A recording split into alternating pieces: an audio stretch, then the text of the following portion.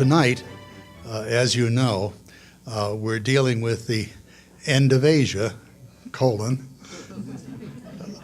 Donald Trump, China, and Kim Jong-un, and the crisis of geopolitics, which is a theme within a much larger theme, which is the book that our guest has published recently, which is The End of Asia, War, Stagnation, and the challenges or risks which face the world's most active and dynamic region. The book has received marvelous reviews. George Shultz, former Secretary of State, spoke very highly of it. Robert Kaplan, who many of you know is one of the more astute commentators on foreign affairs, also gave it a wonderful review. So it's very interesting. Professor Auslin, or Dr. Auslin, has thought it important to identify the risks which Asia faces, the kind of things that create challenge for any serious policymaker, and to then speculate or think about what options may be in the face of those threats. And he has singled out the 7 largest of those many threats or risks, and it makes a kind of interesting strategic analysis of our Asian policy. And an important piece of that is, of course, underlined when we talk about Donald Trump and Kim Jong-un. So we look forward to that with great enthusiasm. Our speaker, as most of you know, received a Bachelor of Science degree from Georgetown. He got his master's degree in Russian and East European Studies at Indiana University, and a Ph.D. in history from the University of Illinois, Champaign-Urbana. He then taught at Yale for 7 years, leaving there as an associate professor. He also had started a China studies effort there, a research center on, I'm not China, but Japan, and visited Japan on several occasions during that period of time.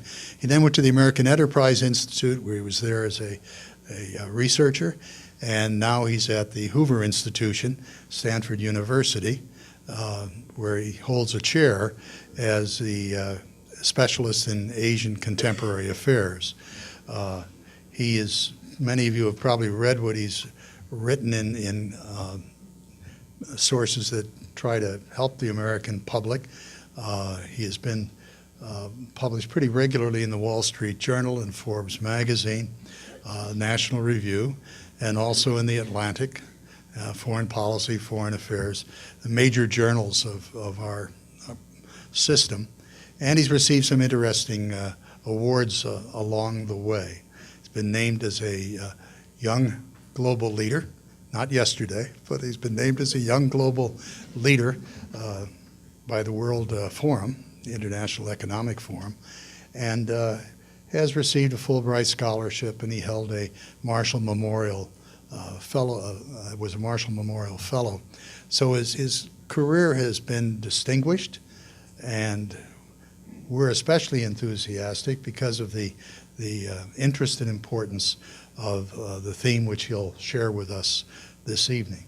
It's a great pleasure to present to you Dr. Michael Auslin.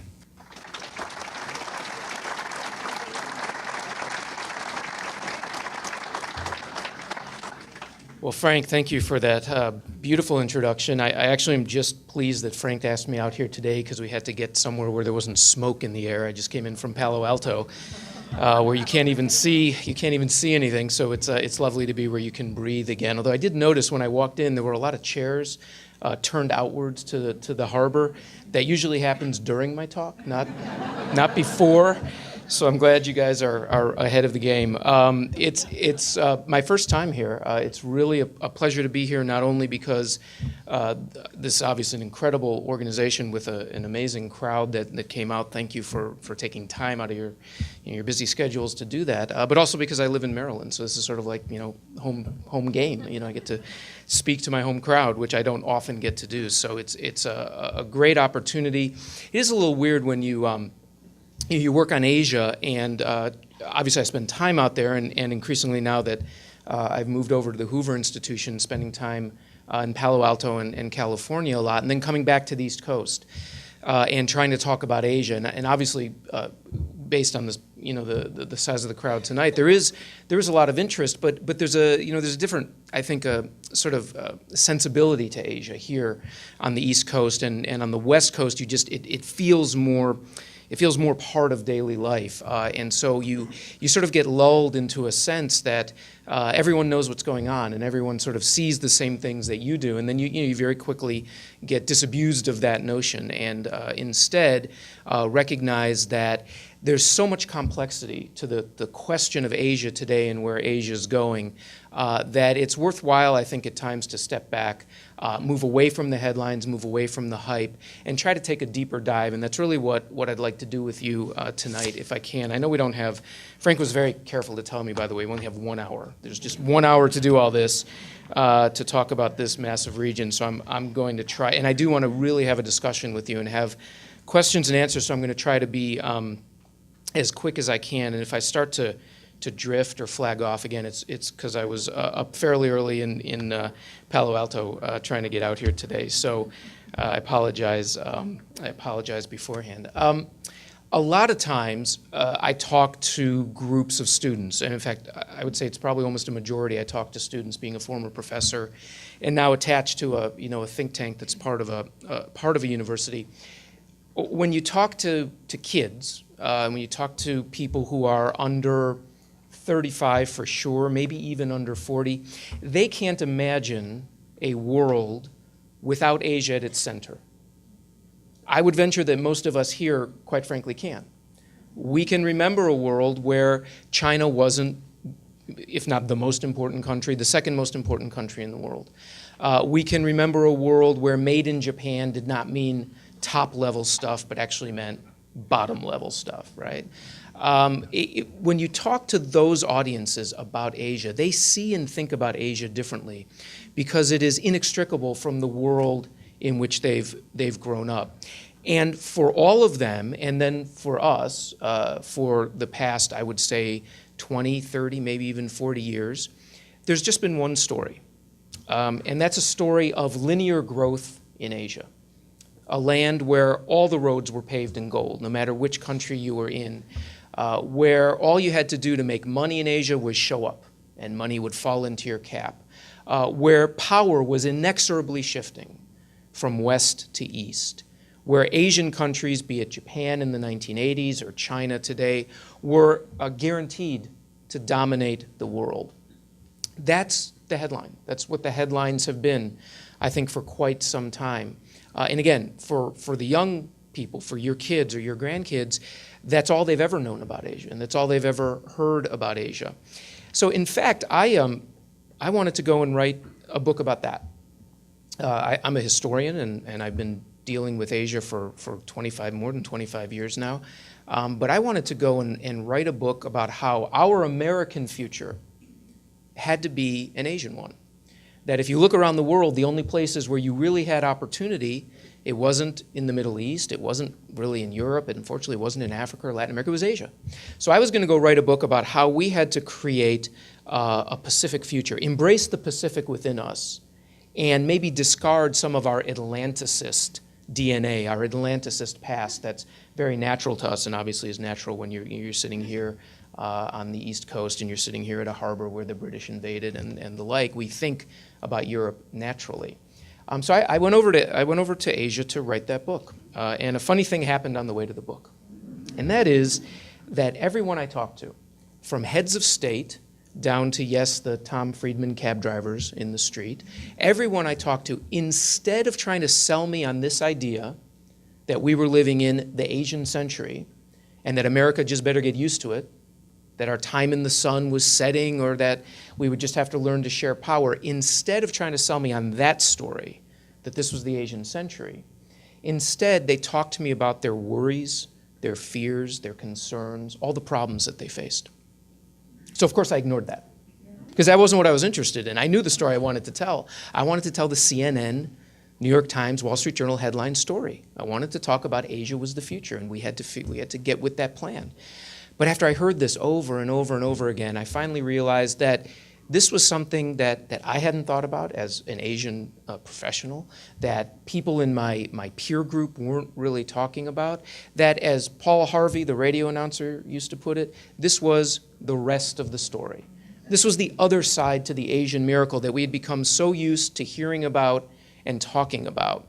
And so that's ultimately the book that I wound up writing. Unfortunately, we don't have a PowerPoint, otherwise I'd put up some neat, nifty slides, starting with the cover of the book. But the book is around the corner, in case you're interested. And I wrote a book called The End of the Asian Century. Now, I started that book about 7 years ago, so it took a long time.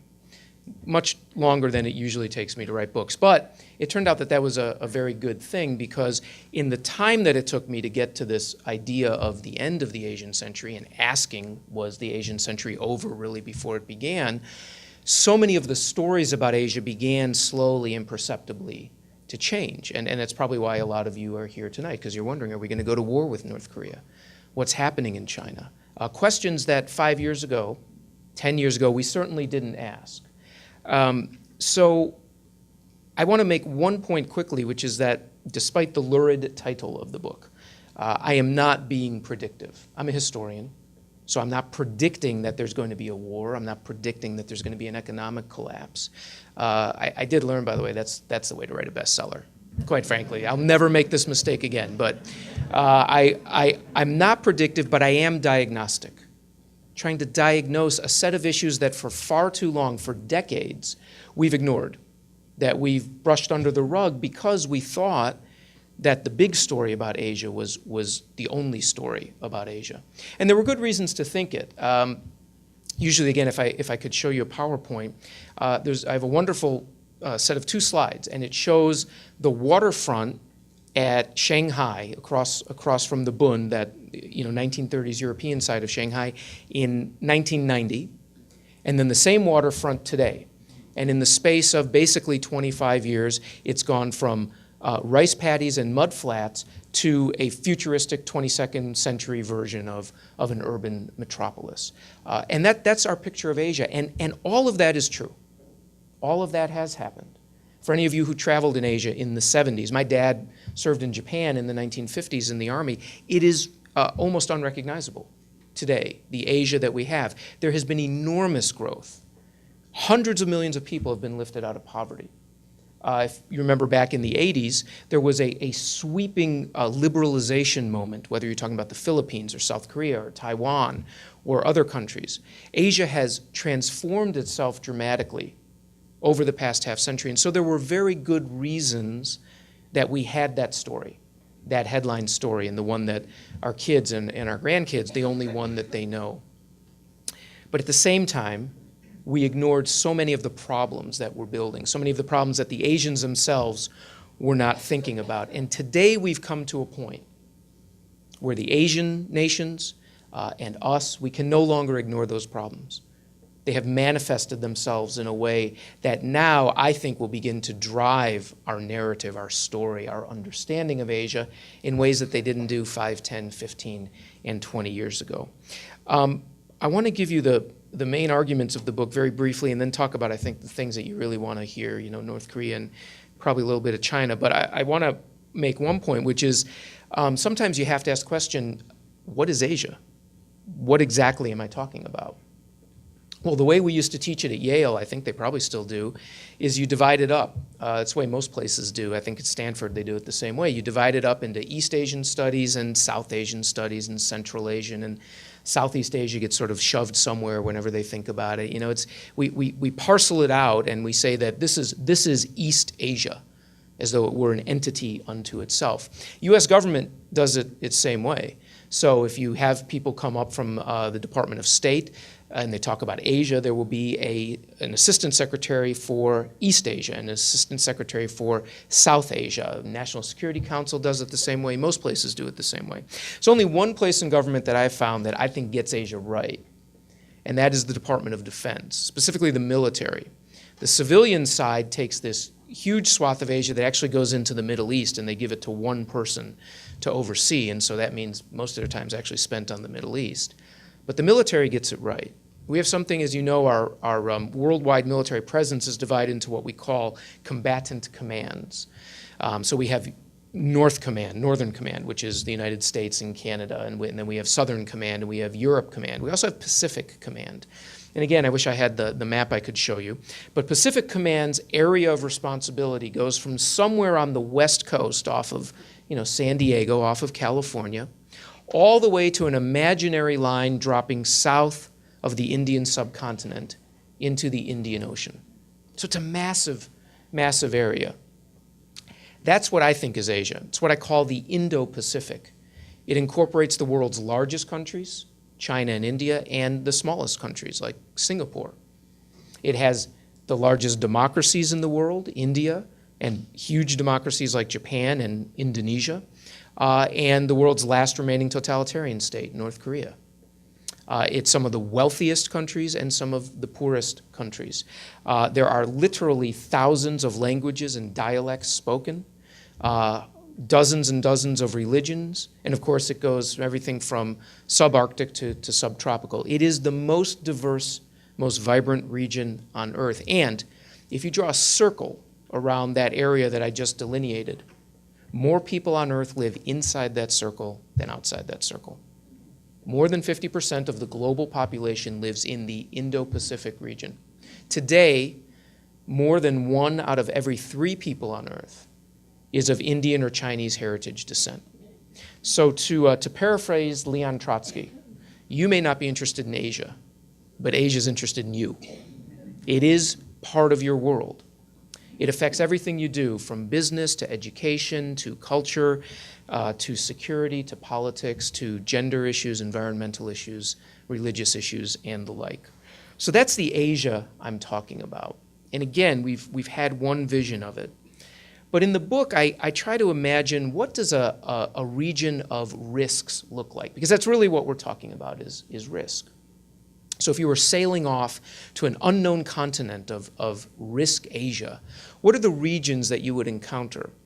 And I talk about 5 different risk regions. Those are really risk trends, and those are the 5 chapters of the book. So I just want to really briefly go through them with you and then turn to the headlines. And I am going to take off my watch so I don't have Jim jumping up and getting worried about the time.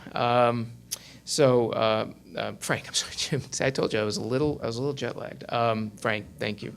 So let me talk just a little bit about the 5 areas I think we really need to watch in Asia, so that most of all we don't get surprised.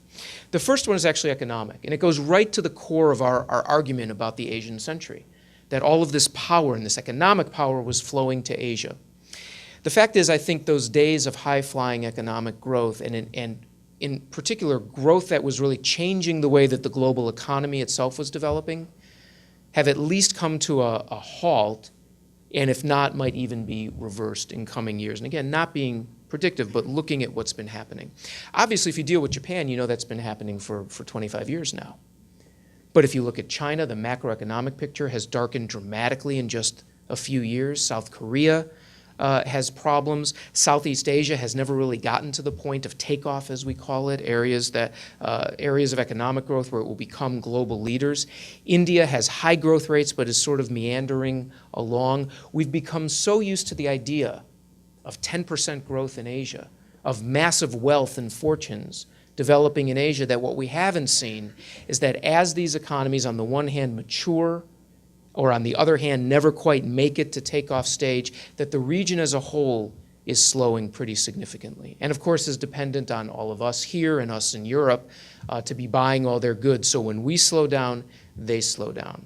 But I think the story of Asia's economic growth, the thing that really got us interested in the first place, to be quite frank, is going to be very different going forward. And we're not going to be thinking about how do I take advantage of 10% growth. It's a bigger question of how do I take advantage of 3% growth or 4% growth. And within that, of course, the biggest story, I think, is going to be the change in our own perception of China.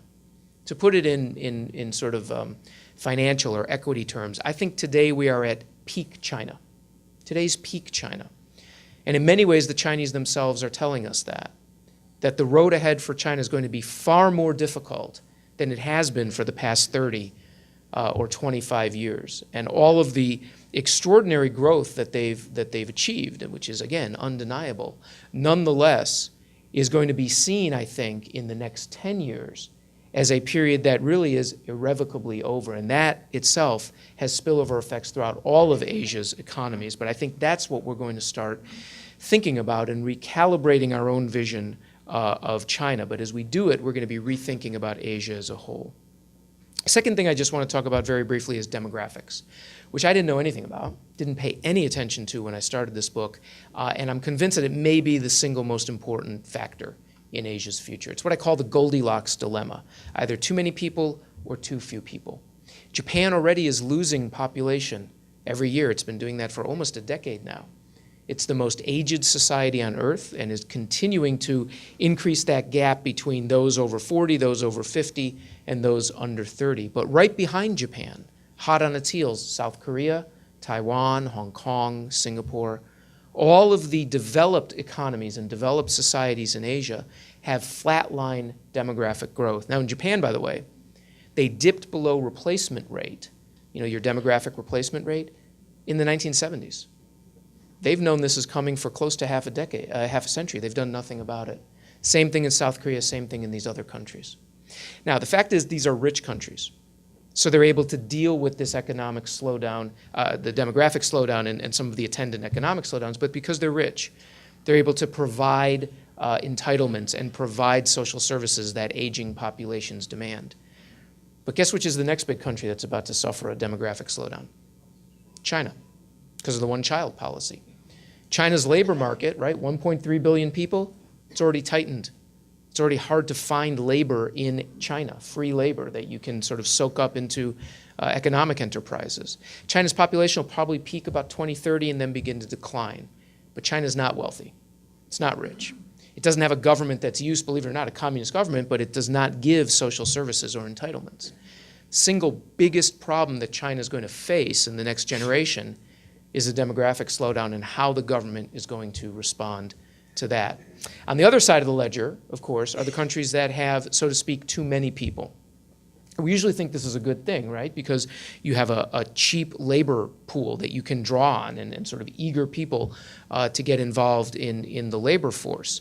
But we don't think about the attendant costs of having too many people and too many young people in places like India or Indonesia or Vietnam. They make extraordinary demands on their governments as well. They demand social services, they demand education, they demand infrastructure, they want to have jobs. And they're making these demands on governments that often aren't able to provide in the way that we think of governments usually being able to stimulate the economy. So again, the single biggest factor, I think, driving Asian politics in the next generations going to be demographics. And that leads me to my third area that I look at, the third risk region that I think we all ought to pay attention to, which is the effect on politics of everything that I've mentioned so far, what I call unfinished political revolution, which seems a little counterintuitive, right? Because you had, the Meiji Restoration in 1868 or the Chinese Communist Revolution in 1949. It seems that regimes are pretty set in Asia. The fact is, wherever you look, there's enormous stress on political regimes and on governments, in part because of the economics I've talked about, in part because of the demographics, and in part because of other things that I'll talk about. And so you see, by the way, that these regions, and there is in the book, if you get the book, there is a risk map that sort of visualizes all of this. These regions run up against each other, just like real regions or real countries on a map. They're not separated. They spill over and influence each other. So demographic problems influences your domestic politics, so does economic problems. And here what you see is that governments around the region are increasingly stressed to respond to the manifold problems that their populaces face. In some cases, this takes the course, I can't think of the right word right now, but it takes the course of coups, as in Thailand, which is back under another military coup for the second time in just a decade.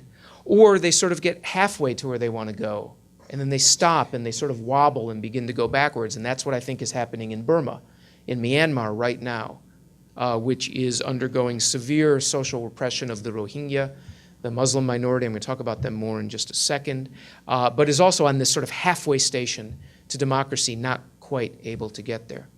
Or you can look at mature democracies, places like Japan, where just massive voter apathy means that people are really just not caring what's going on because they often don't have faith that the politicians will solve it. I know that's something that we here are going through as well.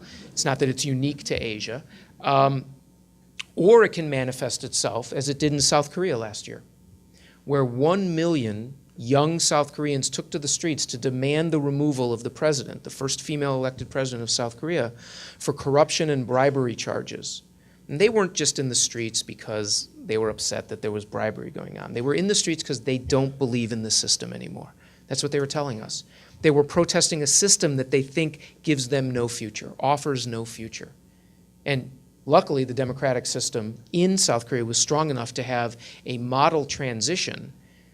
But the headline is South Korea has model transition.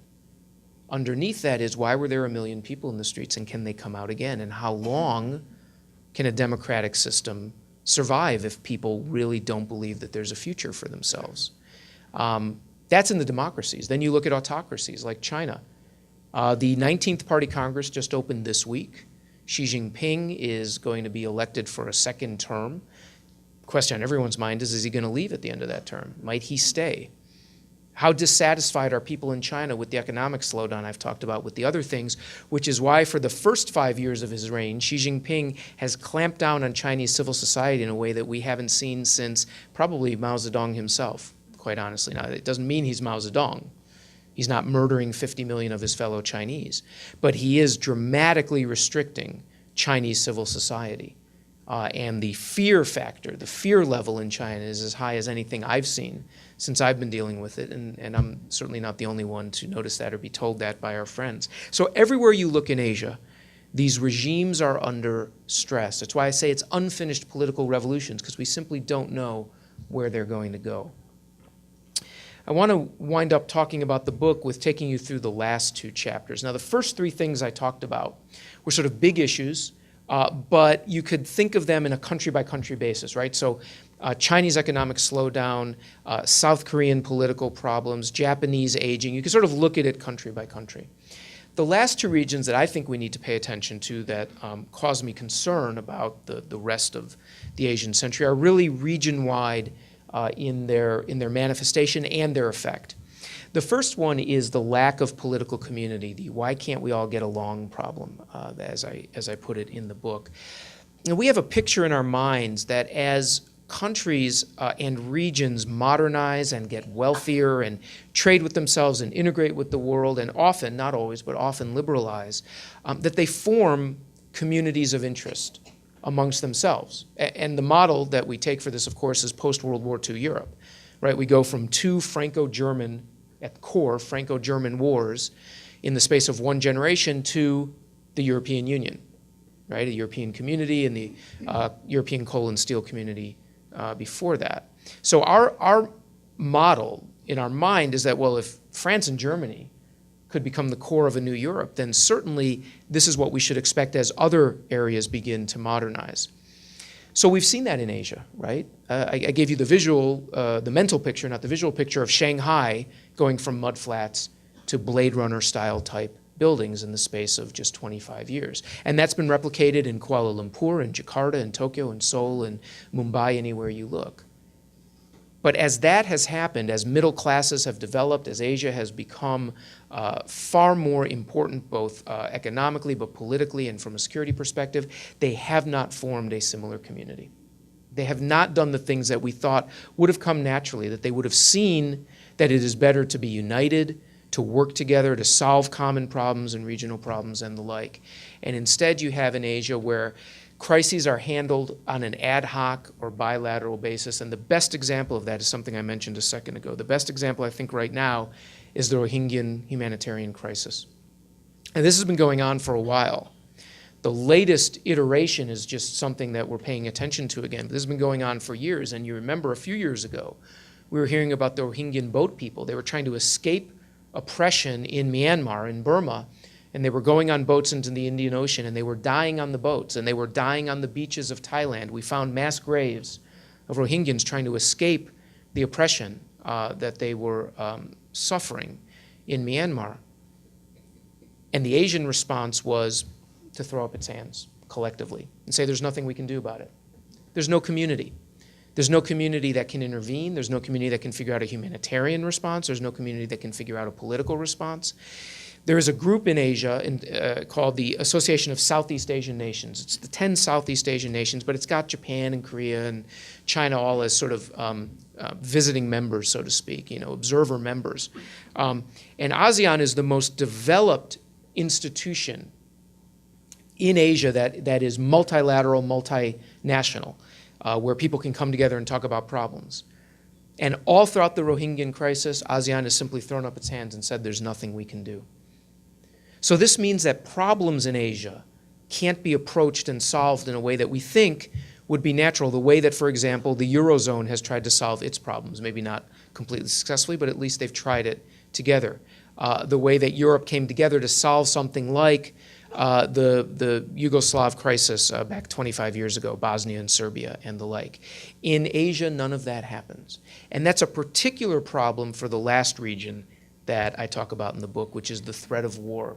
And here's where I'll mention that and then shift into the headlines today. Again, our story is that as nations become wealthier and trade with each other and talk with each other, and Asians do talk with each other more today than they did in the past, but that they figure out that there's no reason really to fight with each other. And if you have outstanding problems, particularly territorial problems, you solve them. To us, it seems crazy that you're going to fight over borders in the 21st century. In fact, we really thought that at least until Crimea a few years ago, and now we're sort of questioning it a little bit. But for the most part, we don't worry about the vast majority of Europe fighting over borders. And yet today, Asia is riddled with territorial disputes. Big ones like the Korean Peninsula, which is divided in half, or Taiwan and China, but disputes over rocks in the middle of the ocean. The South China Sea, the East China Sea, or 19th century borders up, 15,000 feet up in the Himalayas, where India and China have had troops facing each other over just a few kilometers of territory for the past month and getting into actually shoving and fighting matches. Asia is rife with distrust, dissension, and the types of territorial problems that could cause conflict, quite frankly, at almost any moment. And we're moving closer to that and not farther away from that. 10 years ago, 5 years ago, I wouldn't even mention the South China Sea and the fact that China has built and militarized islands in the South China Sea, and it uses it to intimidate its neighbors. Or the fact that the United States Navy is now challenging some of these Chinese claims. We wouldn't even talk about that 5 years ago. 10 years ago, we would not have talked about China and Japan coming face to face over a set of islands in the East China Sea. Even though these claims have been there forever, they were dormant claims. We would not have talked about India and China, the two largest countries on earth, almost getting into a combat situation because of a 19th century borderline through the kingdom of Bhutan. We wouldn't have been talking about. We're talking about all of that today. And most of all, we're talking about North Korea. So let me take a few seconds to talk about North Korea and then hopefully get to questions from you. Where to start with North Korea, honestly? From the Washington perspective, it's like a jobs program. You never have to worry about being unemployed if you do North Korea. You can work on it for 25, 30, 40 years. You will always be employed, and the problem will always be exactly the same. Except it's no longer exactly the same. That's what we face today. I guess the first step to recovery, they say, is admission, it's acceptance. We have to accept that we have failed in North Korea. Full stop. There's nothing else you can say about it. We have failed. Our policy has been a spectacular disaster. Multiple presidents, multiple administrations, multiple parties, we share it all together as Americans, bipartisan. We have failed. We have got the one thing that presidents going back at least 25 years have told us we would never have, which is a nuclear North Korea. But even worse, we have a nuclear North Korea that is on the threshold of being able to target Baltimore or Chicago or Palo Alto. In fact, it can probably hit Palo Alto today, but we're not far behind here. And in a sense, that changes everything. Our policy in North Korea, our policy on the Korean Peninsula since 1953, really has been one of deterrence. Of course, to be honest, in order to deter someone, they have to be wanting to do the thing that you want to deter them from, right? And I'm not 100% sure that North Korea really wants to invade South Korea. It's certainly not recently. Maybe back in 1956 and maybe 66, maybe even 76. But honestly, for quite some time, we don't really know whether the North Koreans really wanted to invade South Korea or not. But we think we've been successful in deterring them. But that's been about the only thing we've been successful in doing. We failed completely. You can think back 25 years and people are saying, well, don't worry about North Korea becoming a nuclear state because it's certainly going to collapse before then, right? That's what we kept hearing.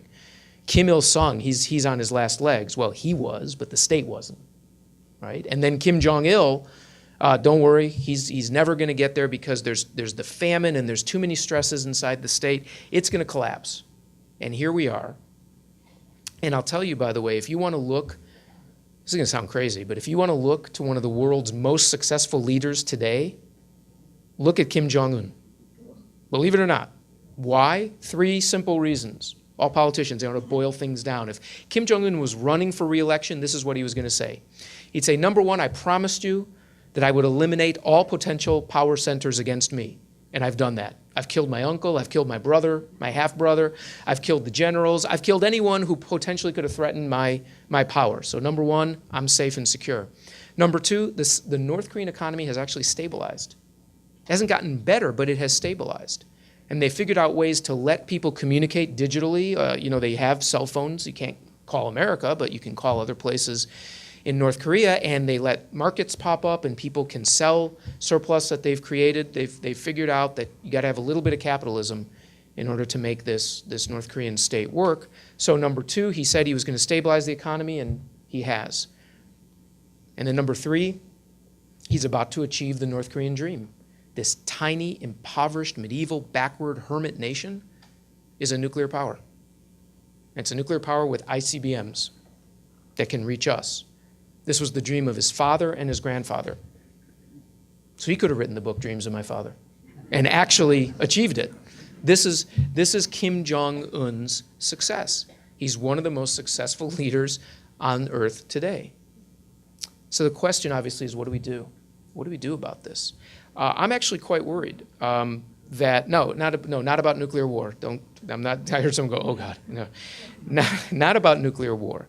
But quite worried that, we're the Washington region, right? We're all the Washington region, and we think a lot differently from the rest of the country, I think, because we're sort of constantly focused on politics and diplomacy and international politics.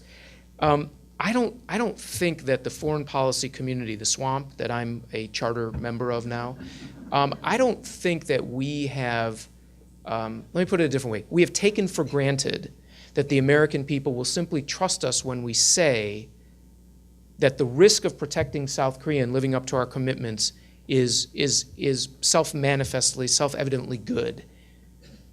That we can accept this risk. We have to. We have no other choice but to do that. I come from the Midwest. I come from Chicago. I'm just not so sure that folks in Chicago or Omaha or Denver or some other place are gonna say, wait a second, you're telling me that the reason my child could be targeted by a North Korean nuke, and I'm just trusting he's not gonna use it, is because we're protecting South Korea, a $1.3 trillion economy? Why can't it protect itself? And to take the logic chain just one step further, which is obvious, if we didn't give that security guarantee to South Korea, then why would North Korea target us? Why would they threaten us if we didn't threaten them? Now, it's heresy in my community. Yeah, don't repeat any of this and turn off the tape, because if I'm on tape saying this, this is heresy within the foreign policy community. But those are actually pretty good questions. Those are pretty serious questions. And if the foreign policy community and our leaders don't start thinking about really articulating why it's important to try to maintain stability, to live up to your commitments to your friends, keep this vital region from plunging into some type of war, then we may find a backlash coming that says that I don't want to accept this risk anymore. Let me put it a different way. For 60 years, we've given a security guarantee to South Korea where there was no risk to the U.S. homeland. There was risk to our troops. That's why we have troops. Sometimes we decide to use them, sometimes we don't. That's just the fact. But there was no risk to us. And in other words, we were playing with house money until today. Now we're playing with our own money. And you think very differently about how you play when you're playing with your own money. And I think we're on the doorstep of that. Seems to me there's really only one thing we can do. So what have we not been able to do? We have not been able to engage with the Kim family in a way that's changed their behavior. We haven't been able to engage with them. We have not been able to bribe them. We gave them things. We gave them nuclear power reactors, right? We gave them everything. That didn't work. So we haven't been able to bribe them. And we haven't been able to coerce them. We haven't been able to coerce them through sanctions. We're going to cut off your money. We're going to do this and that. That hasn't worked. So the fantasy of denuclearization is the thing that we have to drop.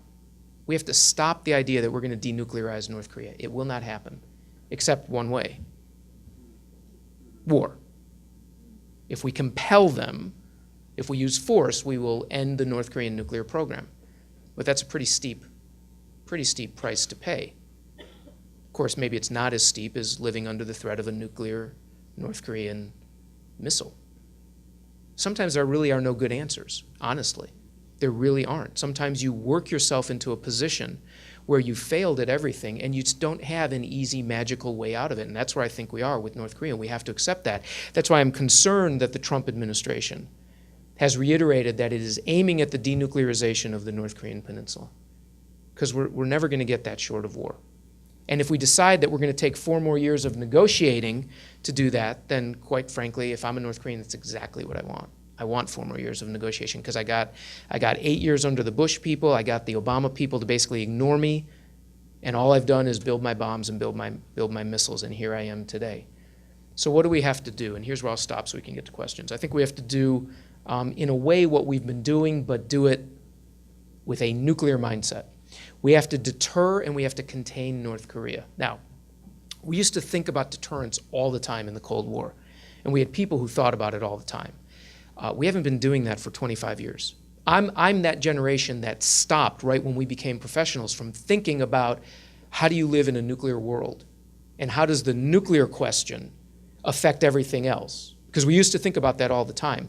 So folks like me didn't develop those skills, and the younger people, the ones that are in their 30s, didn't develop those skills. We took a nuclear holiday after the Cold War, and the rest of the world didn't. And we have to get back to that. Unfortunately, we have to get back to that way of thinking. I mean, I got to be a relatively young adult and a mid-career professional, again, without having to think about a nuclear threat. My son, who's 17, is going to be in the world that my dad lived in after 1945, when all we thought about was, is today the day the bomb goes off? But that is actually, unfortunately, closer to where we're getting. So number one, we have to think nuclearly. So we have to think about deterrence, about deterring North Korea in the way that we have since 1953, but we have to ask a very simple question. Do you deter a nuclear North Korea the same way you deter a conventional North Korea? I don't know. Anyone who tells you that they know is lying. No one knows. We have to think very differently about what does Kim actually want. Is it simply to be left alone? Will he become more responsible and more prudent with his nuclear weapons because he'll feel totally safe? He'll say, look, they're never going to attack me because I'll nuke them if they do. Or will he become more reckless with his nuclear weapons because he thinks it allows him to do anything he wants? None of us know. But that's where we are today. So we have to figure out what serious deterrence looks like, and it's not your grandfather's deterrence. It's not deterrence against the Soviet Union. It's deterrence against a rogue regime. Second thing we have to do is contain. And again, this is not Soviet-style containment. North Korea is not a worldwide empire. right? The way the Soviets were. They don't have their armies all over the place. We're not containing them from taking over. I don't think they want to take over Japan. They don't want to take over us. I'm not even sure they want to take over South Korea, to be quite honest. I mean, if it fell into their lap, sure. But to actually fight for it, I don't really know. So we have to think about containing them to remove their freedom of action in the world. We have to think of sanctions as a punitive measure and not as a negotiating lever, right, to get them back to the table. Because the simple reality is North Korea is not the Soviet Union. Pyongyang is not Moscow. If they have 50 bombs, which is like the really high-end estimate of the government today, but eventually they'll have 50 bombs, that actually is an existential physical threat to the United States, right? 50 nuclear weapons on our cities, that would pretty much end life in the United States as we know it. But they are not an existential political threat to us. In the Cold War, the reason we accepted the existential physical threat of the Soviet Union, meaning that we accepted a nuclear arms race, was because they were an existential political threat. They wanted to end our way of life, the Western way of life. North Korea doesn't. So should we just leave them alone? Or is that too risky? That's the point that we're at. And I'll tell you, I'm worried that we're really not that great at strategically thinking through these questions. I really do. I mean, I'm part of that problem. We've taken it for granted for so long, but all that's failed. So that's where we end. Not too cheery. I hope there's an open bar after this.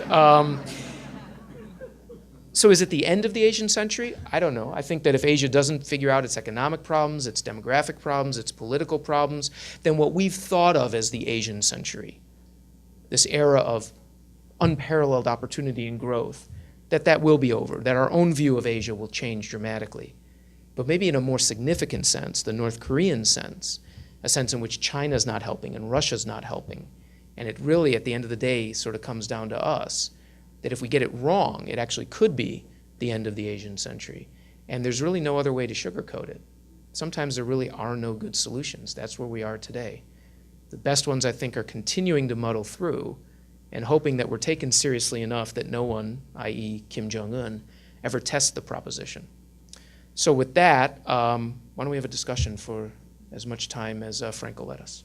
So, questions? Yeah, and I heard there's no mic, so if you can say it really loudly and then I'll repeat it. I'm going to go over here, sir. So the question is, why won't the Korean Peninsula reunify? The short answer is that North Korea won't allow it because they assume that reunification means the destruction of their regime. So they're going to fight, and you can reunify, but it's going to be bloody and it's going to be a human catastrophe. So the North's not going to allow reunification.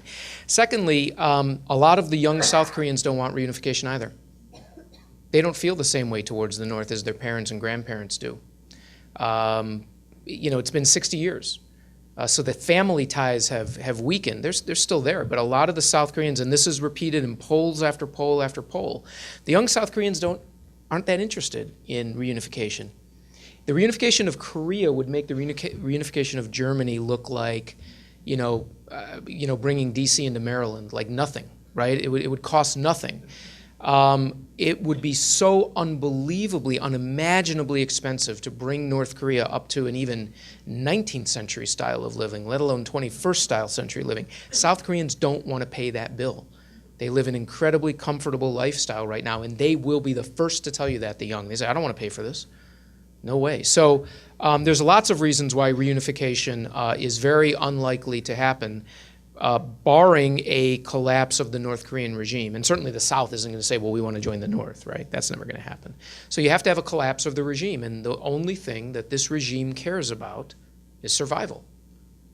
That's why it's so scary that he has nukes, because if he believes that his survival is in doubt, he'd use the nukes. Why wouldn't he? Or he's going to tell his other people use the nukes. So reunification, unfortunately, is not in the cards. The question was China, dissidents, crackdown, sort of re-Maoification of the country, combined with the fact that it's parts of it have become so wealthy, and then why doesn't China help on North Korea? So, there's talks, I can give an entire talk on all of that. So yeah, we are seeing, as I mentioned, probably the most severe crackdown, certainly the severest crackdown in China since Tiananmen, but Tiananmen was a moment, and this is an era. This is a period of crackdown in China. And it's because the party is very nervous about dissension and dissatisfaction out in the country. They're very concerned that people are starting to feel the pain of the macroeconomic slowdown, and they're upset that they have no voice in the way that China is governed or the path that China is taking. So there are all sorts of dissidents. There's dissidents that are sort of in mainstream China, so to speak, but then there are all these other not autonomous, they'd like to be autonomous, these other regions that don't feel part of China. They feel they've been forced to be part of China. You're talking about Xinjiang in the far west. Obviously, you're talking about Tibet. You're talking about Hong Kong. And you see crackdowns in all of these places. The Chinese are very steadily whittling away at Hong Kong's freedoms. We think of Hong Kong as this freewheeling, Western-style economic center that has a lot of Western-style freedoms as well. And China is whittling away at those freedoms one by one, attacking the judiciary, the press, the parliament, everything, or the council, everything that Hong Kong has, because the fear is in Beijing that if Hong Kong breaks away, or even worse, of course, they'd go to war to prevent this, if Taiwan breaks away, then you can't prevent Xinjiang and you can't prevent Tibet. And then suddenly China splits apart. So there's an incredible crackdown on dissidents, a incredible crackdown on civil society, on lawyers, on NGOs, which almost impossible. New laws make it almost impossible for NGOs to operate. Educational exchanges have been curtailed. Much harder to go to China and talk with your friends and go to conferences and the like. All of this is happening. The part about the millionaires you bring up is actually really fascinating. The other things that we know, which I think really should worry us, in fact, is that the majority, we don't have exact numbers, but from everything we can figure out and anecdotally and people we talk to and what we know, is that the vast majority of China's elite and all of its super wealthy all hold foreign passports for themselves and their children. And they send their children to places like Harvard and Stanford and Oxford, and then they buy property in those places. They buy houses for the kids, and they buy apartment buildings and the like because they're trying to offshore their wealth and offshore their families. They're voting with their feet, so to speak. They're telling us that they don't believe in the future of this system, that they're worried about maintaining or keeping their wealth, and they're worried about their families' security. I think the figure, if I forget the exact figure, but the 300-person Central Committee, which is sort of the largest elite group, and then of course it narrows down into the people who really run the country, that's something like 80% of them held foreign passports. And these are the supposed rulers of the country, right? So that's telling us the problems that China has internally and inherently, that even if we want to believe the headlines about, uninterrupted growth and Xi Jinping goes to Davos and China's going to uphold the international free trading system, it's the elite Chinese who are saying, okay, fine, but I'd like to watch that from London as opposed to Beijing, right? So that's the China problem. Why it doesn't help on North Korea, very simply, it sees North Korea. It doesn't like having a nuclear North Korea. It doesn't like Kim Jong-un, but it's much happier having North Korea. It likes a North Korea, and it's willing right now, at least, to put up with the risk of a nuclear North Korea, though it doesn't like the fact that it draws us closer into the country. Into the region, that we have more troops there, that we're actually working more closely with Japan and Korea, at least in the short term. Their bet is we're going to give up. Like some of the things I was talking about earlier, that we're just going to say it's not worth it, and we'll give up, and then they'll have a free rein to figure it out the way that they want to. And if Kim Jong-un disappeared tomorrow, I wouldn't be all that surprised. But I think China would only do something like that if it knew that it had someone that it could put in place right away to rule the country. So what about all these vulnerabilities in China? The fact that you have massive income inequality, which is true. The coastal regions are wealthy, and these little pockets in the interior, but the vast majority of the interior is still living at close to subsistence wealth. They've polluted their skies and their rivers. There's no clean drinking water. A few years ago, Shanghai, which is a great city, and it's probably the most advanced city in China, 20,000 dead pig carcasses floated down the main river of Shanghai which polluted all of the drinking supplies. I mean, these are the problems. What were some of the other things you mentioned? I think I missed some of them. No, I'm serious. Well, you got it all. So the food, I actually didn't know that they were growing food in Africa. What they do in Africa, though, is they go into Africa, and instead of relying on the global market for minerals or oil or the like, they buy the resources, right? So they go from wellhead to pump head is what you would say. They go from the wellhead of the oil in places like Nigeria or other places to the pump in China. They want to control the actual sources. The problem is, for the Chinese, is that they go in there, they build basically entire Chinese cities. They are isolated from the population. They leave environmental devastation in their wake. They're resented by the local populations in these different African countries, as well as Asia. But since you raised Africa as a question where they really have had a major role, they're probably the largest promiser of infrastructure development in Africa as well as Asia, and yet countries in Africa, countries in Asia are littered with half-developed projects that have been abandoned. So China has developed enormous ill will towards it because of the way that it has a very rapacious view of development and a very mercantilist concept of trade. It's not that trade enriches all, it's that trade enriches the state. So this, I think, ties in with that other question. And again, look, it is the world's second largest economy. I don't think it's the first. You can fudge your numbers and do a different calculation so that it's number one. But its per capita GDP is far lower than the United States, Japan, South Korea, and all of Europe. It's very important. It will remain important for the rest of our lives. It's not going anywhere. But the idea that China is going to be the guarantor of free trade around the globe, the idea that China is going to be the guarantor of an open, flexible, integrated financial system, the idea that China is going to take the lead on environmental issues, and I'm not even talking about gender or minority issues, that to me is that's Chinese PR, and that's marketing, and that's rhetoric, and it's fantasy. China, I believe, in the coming generation is going to be far more focused internally on its problems and dealing with a population that, if you think of it in the classic social contract sense, the Chinese government said, look, we're not going to give you political freedom, but we're going to give you economic freedom. In a sense, you can create this new vibrant Chinese economy.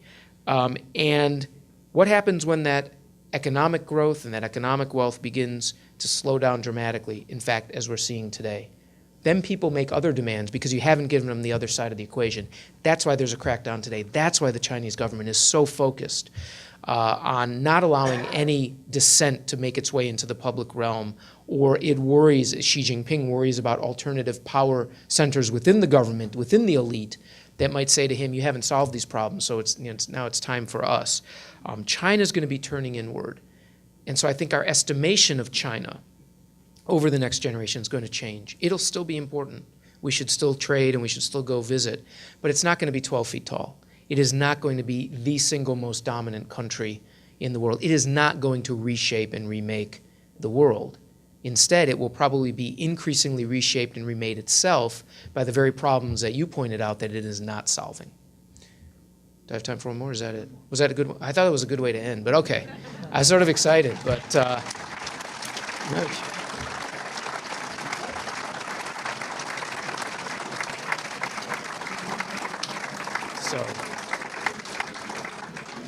So thank you very much.